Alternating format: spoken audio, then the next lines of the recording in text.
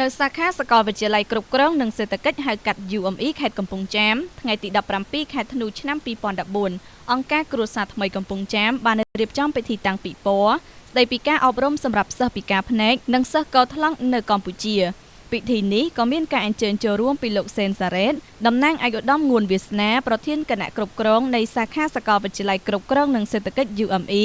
និងលោកកៅផលីនាយកសាលាកុមារពិការភ្នែកនិងកុមារកថ្លង់កំពង់ចាមនៃអង្គការគ្រួសារថ្មីនិងនិស្សិតសាកលវិទ្យាល័យ UME យ៉ាងច្រើនកកកលោកកៅផលីមានប្រសាសន៍ថាវិស័យអប់រំជាគន្លឹះយ៉ាងសំខាន់ក្នុងការរួមចំណែកក្នុងការកាត់បន្ថយភាពក្រីក្ររបស់ប្រជាពលរដ្ឋនិងជាមូលដ្ឋានសម្រាប់អភិវឌ្ឍប្រទេសជាតិឲ្យកាន់តែរីកចម្រើន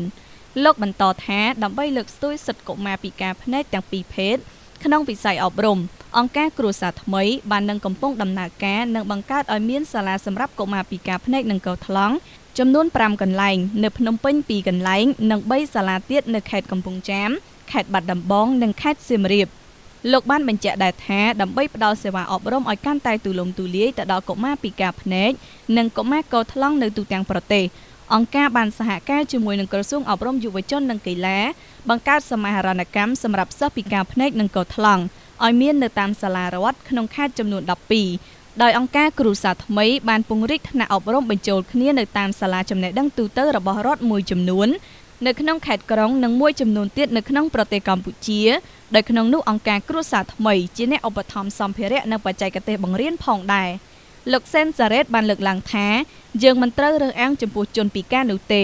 ពីព្រោះថាជនពិការក៏ជាមនុស្សហើយបច្ចុប្បន្ននេះរាជរដ្ឋាភិបាលបាននឹងកំពុងយកចិត្តទុកដាក់ចំពោះជនពិការនៅកម្ពុជាហើយបានដាក់ចេញនូវសារលិខិតគាំទ្រដល់ការប្រារព្ធទិវាជនពិការនេះចុះនៅថ្ងៃទី1ខែធ្នូឆ្នាំ2014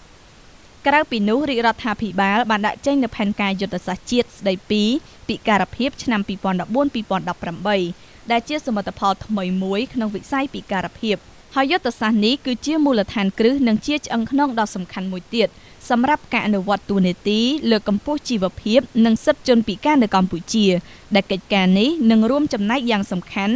ក្នុងការបន្តជំរុញការអនុវត្តច្បាប់ស្ដីពីកិច្ចការពារនិងលើកកម្ពស់សិទ្ធិជនពិការអនុសញ្ញាសិទ្ធិជនពិការទស្សវត្សជនពិការប្រចាំតំបន់អាស៊ីនិងប៉ាស៊ីហ្វិក